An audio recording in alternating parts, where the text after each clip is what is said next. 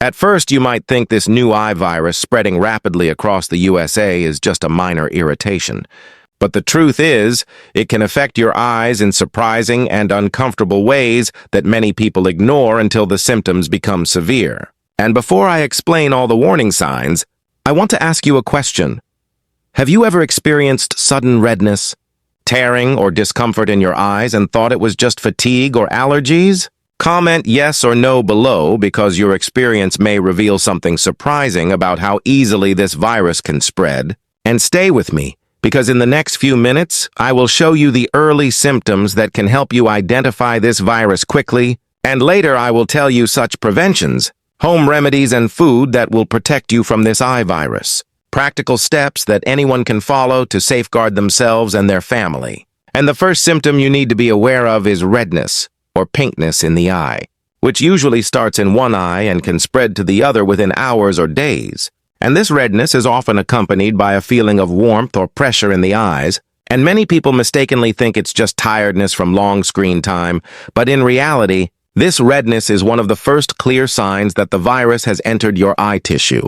And the second symptom is excessive tearing or watery eyes, which can appear suddenly and may be accompanied by a feeling of grittiness or burning, making it uncomfortable to blink, read, or focus on objects. And sometimes this tearing is mistaken for seasonal allergies or exposure to wind. But unlike normal eye irritation, it persists and often worsens throughout the day. And the third symptom is itchiness or irritation, which may start mildly but intensifies over hours, prompting an urge to rub your eyes, which should be avoided because rubbing can worsen inflammation and help the virus spread to other surfaces or people. And this symptom is often ignored until it interferes with sleep or work, causing unnecessary discomfort. And the fourth symptom is swelling of the eyelids or surrounding tissues, which can make the eyes feel heavy, tender, and even difficult to open in the morning. And noticing this swelling early is important because delayed attention can prolong the infection and increase the risk of secondary bacterial infections. And the fifth symptom is discharge from the eyes, which may be watery, mucoid, or slightly sticky. And while minor discharge can be normal after waking up, sudden changes or increased volume often indicate that the eye virus is actively infecting the tissues and requires attention. And the sixth symptom is sensitivity to light, known medically as photophobia, which can make it uncomfortable or even painful to be in bright sunlight, under fluorescent lights, or while driving. And even brief exposure can cause squinting, tearing, and eye strain. And this sensitivity often surprises people because they did not associate light discomfort with a viral eye infection. And the seventh symptom is blurry or reduced vision, which may appear intermittently and is usually worse when the eyes are tired. And while it typically improves after resting the eyes, persistent blurriness is a sign that the infection is affecting the cornea or eyelid tissues. And ignoring it can delay recovery and lead to discomfort in daily activities. And the eighth symptom is feeling of a foreign body or sand in the eyes, which makes blinking uncomfortable, and many people rub their eyes in response, which can worsen irritation and increase the risk of spreading the virus. And this sensation often appears early in the infection, acting as a warning signal if noticed promptly. And the ninth symptom is eye fatigue or heaviness, which often comes with prolonged screen use, reading, or bright light exposure. And this fatigue is more than ordinary tired eyes because it accompanies redness, tearing, and irritation, signaling that the eyes are fighting an infection. And ignoring this can lead to worsening discomfort and delayed recognition of the virus. And the 10th symptom is mild headache or discomfort around the eyes, which can be mistaken for general fatigue, stress, or sinus pressure. But when observed with the other symptoms, such as redness, watering, and itching, it becomes clear that the virus is causing localized irritation, and people often underestimate the connection between these headaches and eye infections, delaying action that could prevent spreading the virus. Other signs that you should watch for include burning sensations, increased mucus in the eyes, eyelid crusting in the morning, and slight changes in vision clarity when focusing on nearby objects. And it is surprising how often people mistake these for simple fatigue, dry eyes, or allergies, ignoring them until the discomfort becomes significant enough to interfere with daily life. And additionally, one eye may initially show more severe symptoms than the other, but within a day or two, both eyes can become affected. And this progression is a key indicator that the virus is highly contagious and that early recognition is essential to prevent spread to family members, classmates, or coworkers. Other subtle symptoms include mild swelling around the corners of the eyes, slight tenderness to touch, and sometimes watery discharge that accumulates on eyelashes. And while these may seem minor, they indicate active viral replication in the eye tissues, which is why early detection and preventive measures are critical. Preventions for this rapidly spreading eye virus in the USA are more straightforward than most people realize, and the first key step is frequent and thorough hand washing with soap and warm water for at least 20 seconds, especially before touching your face or eyes, because contaminated hands are one of the main ways the virus spreads, and skipping this simple habit can increase your risk without you even noticing. And the second step is avoiding touching or rubbing your eyes even if they feel itchy or irritated. Because every time you do, you risk transferring viral particles from your hands to your eyes or worsening inflammation. And developing this habit may feel difficult at first, but awareness and consistency make a huge difference. And the third step is not sharing personal items such as towels, makeup, contact lenses, or pillows, because even minor contact with contaminated objects can spread the virus within households, schools, or offices. And many people are unaware that everyday items can carry enough viral particles to cause infection. And the fourth step is disinfecting frequently touched surfaces, including doorknobs, keyboards, smartphones, gym equipment, and communal tables, because the virus can survive on surfaces for hours, and regular cleaning significantly lowers the risk of transmission. And the fifth step is maintaining strict contact lens hygiene by washing hands before handling lenses, disinfecting lens cases, and avoiding lenses when your eyes are irritated, as the virus can cling to lenses and prolong infection. And the sixth step is limiting exposure to crowded places when possible, such as schools, offices, public transport, or gyms during outbreaks, because the virus spreads quickly in close contact environments, and even brief exposure can be enough for transmission. And the seventh step is using protective eyewear in high-risk situations, including gyms, crowded public transport, or when caring for someone with eye irritation, because glasses or goggles act as a physical barrier that reduces the chance of viral particles reaching your eyes. And the eighth step is practicing overall eye hygiene, including gently cleaning eyelids, removing makeup thoroughly, and avoiding touching your eyes with unwashed hands, which keeps eyes healthy and minimizes the chance of the virus entering the delicate tissue around the eyes. And the ninth step is monitoring children closely for early signs, because they may not communicate discomfort and could continue attending school or playgroups while contagious. So teaching them proper habits like hand washing, avoiding eye rubbing, and not sharing items is crucial. And the 10th step is isolating immediately if any early symptoms appear, even mild ones such as redness, tearing, or itching, because early isolation prevents spreading to family, friends, or coworkers and makes the infection easier to manage. And beyond these 10 core steps, it's also important to boost your immune system through adequate sleep, a balanced diet rich in vitamins A, C, and E, proper hydration, and stress management, because a strong immune system helps fight viral infections and reduces severity.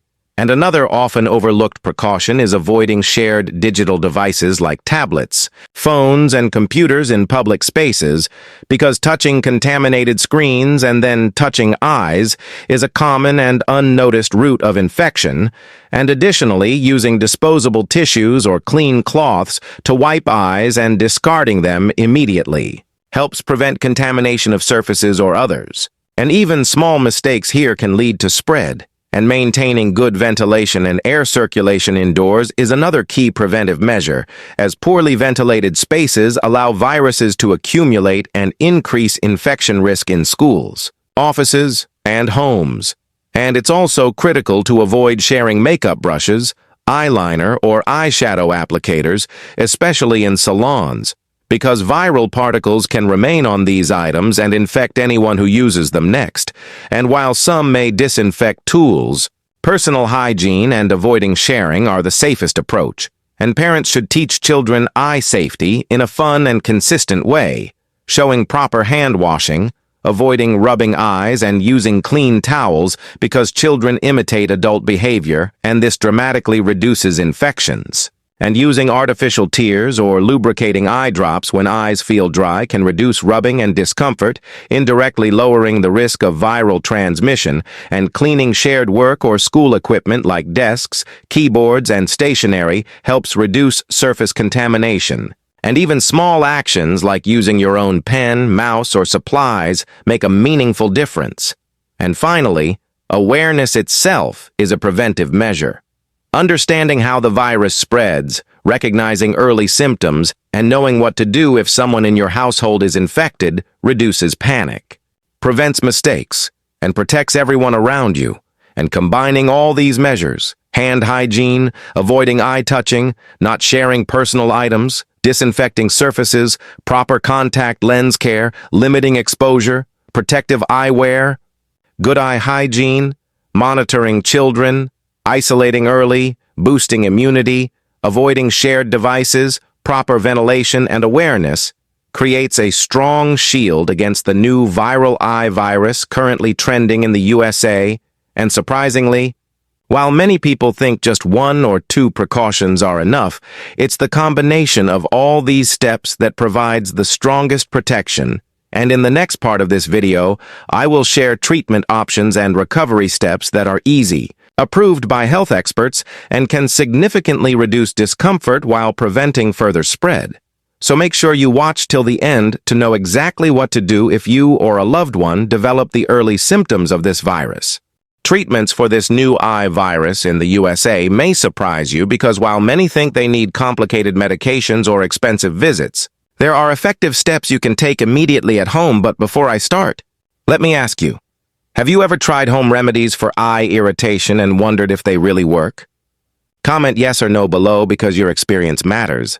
And what I'm about to explain combines expert guidance with practical actions you can implement safely to reduce discomfort and speed recovery. And the first treatment step is consulting a licensed ophthalmologist immediately if symptoms are persistent or severe, because professional evaluation ensures you get the correct diagnosis and avoid complications. And surprisingly, many people delay this step thinking mild irritation will go away on its own, which can allow the virus to worsen or spread to others. And the second treatment method is using antiviral or anti-inflammatory eye drops as prescribed, which help reduce redness, swelling, and irritation. And while over-the-counter lubricating drops can provide temporary relief, prescription drops target the viral inflammation more effectively and accelerate recovery. And for those looking for home remedies for relief from redness and discomfort, simple measures like a cold compress applied gently for 5 to 10 minutes several times a day can reduce swelling and soothe irritation. Or using preservative-free artificial tears keeps eyes moist and reduces itching. And even placing chilled cucumber slices or cooled green-black tea bags over closed eyes can provide a calming effect, reduce puffiness, and help the eyes feel refreshed without medications. And another simple step is avoiding rubbing your eyes, which can worsen irritation and spread the virus. And removing contact lenses temporarily is critical because lenses can trap viral particles and prolong infection. And switching to glasses ensures comfort and prevents further complications. And the third professional step is resting your eyes and minimizing screen exposure, following the 20-20-20 rule, which prevents strain and allows the eyes to recover naturally. And the fourth step is maintaining proper hygiene for towels, pillowcases, and bed linens, because viral particles can survive on fabrics and reinfect the eyes if items are not washed regularly, and combining these home remedies with professional care significantly improves recovery. And fifth, avoiding exposure to smoke, dust, or harsh chemicals, because environmental irritants can exacerbate symptoms, and using sunglasses outdoors helps protect eyes while they heal.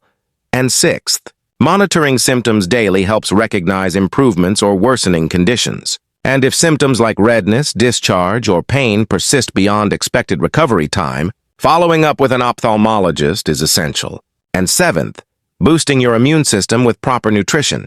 Hydration, sleep, and stress management supports the eyes in fighting the infection. And eighth, educating household members about hygiene, early symptoms, and precautions prevent spread. And ninth, avoiding makeup until full recovery, especially products near the eyes, reduces reinfection risk. And finally, combining professional treatment, home remedies, hygiene, isolation, and immune support gives the best chance for fast recovery while preventing transmission. And now that you know these proven professional and home remedies, take action today, follow these steps consistently, and share your experience in the comments to help others protect themselves and recover safely.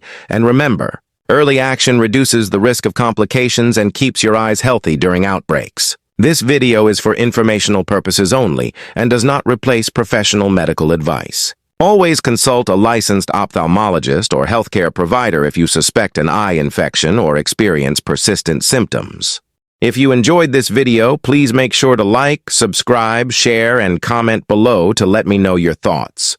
Your support encourages me to continue creating valuable and easy-to-follow tips to keep your eyes healthy and your vision strong. Every like, share, and comment motivates me to bring more natural remedies and helpful guidance directly to you. By staying connected and engaging with the channel, you help me continue sharing important health tips that protect your eyes and improve overall wellness.